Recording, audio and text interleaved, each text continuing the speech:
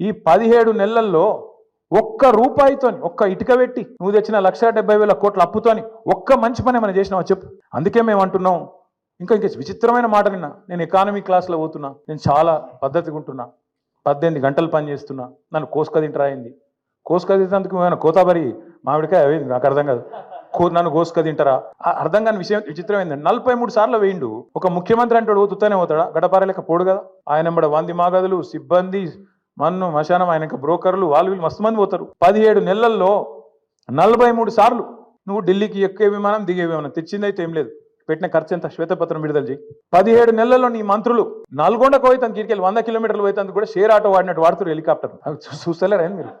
కొట్టుకుంటారు. ఇంకా భువనగిరి పోతాను, ఎమ్మెల్యేల బర్త్డేలకు హెలికాప్టర్లో పోతాను. వీళ్ళట చాలా పద్ధతిగా నడుపుతున్నారట. షేర్ ఆటో కంటే అధ్వానంగా వాడుతారు. వాస్తవంగా అయితే హెలికాప్టర్ ఉంటే తప్ప హైదరాబాద్ దాటిపోమంటుండే ఒక్కొక్క మంత్రి. ఈ ఎకానమీ క్లాస్ అంటాడు ముఖ్యమంత్రి. నువ్వు ఎక్కే విమానం దిగే విమానం మేము చూస్తలేమా? అరే రే ప్రైవేట్ ఫ్లైట్లు, జల్సాలు, 7 విదేశీ యాత్రలు, మీ మంత్రుల హెలికాప్టర్ ట్రిప్పులు విడుదల చేయి, శ్వేతపత్రం విడుదల చేయి. అందుకే అంటున్నాం, అక్కసు వెళ్ళగక్కిన ముఖ్యమంత్రి గారు ప్రభుత్వ ఉద్యోగుల మీద. వాస్తవం ఏంది?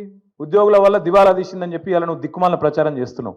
కష్టపడుతున్న ఉద్యోగస్తులను అవమానించే ప్రయత్నం చేస్తున్నావు. వాళ్ళ కోరికలు గొంతమ్మ కోరికలు అంటున్నావు. నువ్వే కదా చెప్పింది. డిఏలు ఇస్తా అని చెప్పింది నువ్వు, పిఆర్సీ వేస్తా అని చెప్పింది నువ్వు. కానీ ఇవాళ అడ్డమైన మాటలు మాట్లాడుతుంది నువ్వు.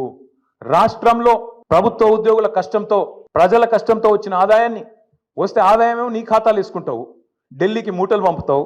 కానీ ఉద్యోగులను మాత్రం ప్రజల దృష్టిలో చులకన చేసే ప్రయత్నం ఏదైతే చేస్తున్నావో చాలా చాలా దారుణం ఇది. ఉద్యోగ సంఘాలు కూడా ఈ దుర్మార్గపు ముఖ్యమంత్రి యొక్క ఆలోచన విధానాన్ని అర్థం చేసుకోవాలని చెప్పి కూడా నేను కోరుతా ఉన్నాను.